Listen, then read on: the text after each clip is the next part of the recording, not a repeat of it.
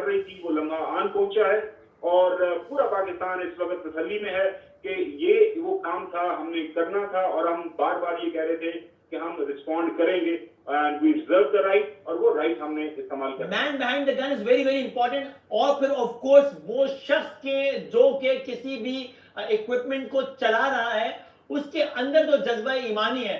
جب اس کا ایمان ہی ہو، جب اس کا عقیدہ یہ ہو کہ اگر میں اس میں بچ گیا تو سرخرو ہو گیا، میں غازی ہو گیا، اگر میں کام آ گیا تو میرے محبوب وطن تجھ پہ اگر جاؤں نثار، میں یہ سمجھوں گا ٹھکانے لگا سرمایہ ایک ٹن.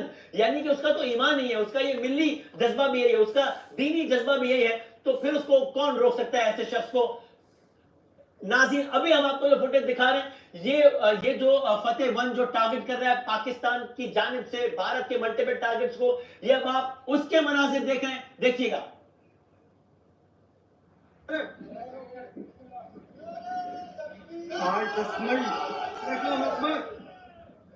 آج 10 مئی 05 AM F1 کا فائدہ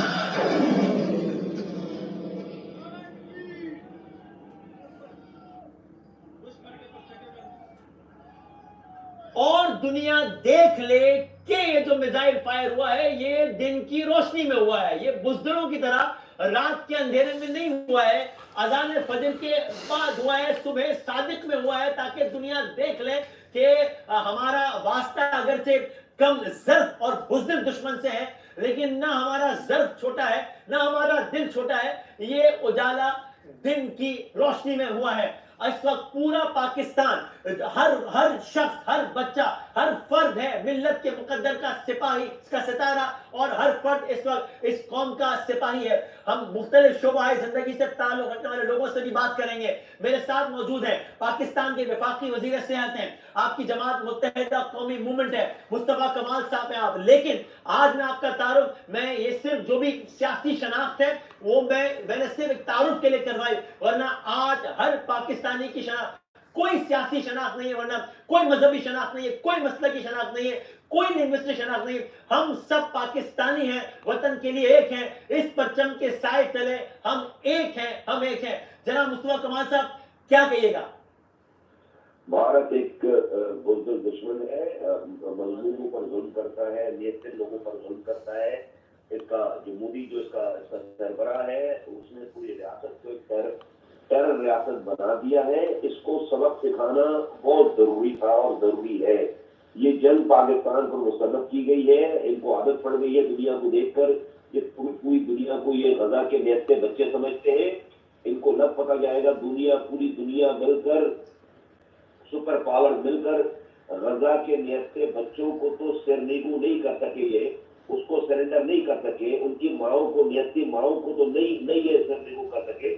یہ پاکستان کے 24 کروڑ لوگوں کو، جس کے پاس اتنی بڑی فوج ہے اور جو فوج پچھلے 20 سال سے جنگ لڑ رہی ہے اور مشکل ترین لڑ رہی ہے، جس کے پاس نیوکلیر ایسڈ ہے اور جس کی قوم کا بچہ یہ اس کا یہ ایمان ہے کہ اس کی زندگی شروع ہوئی مرنے کے بعد ہوتی ہے، تو یہ ہمیں موت سے کیا ڈرائیں گے؟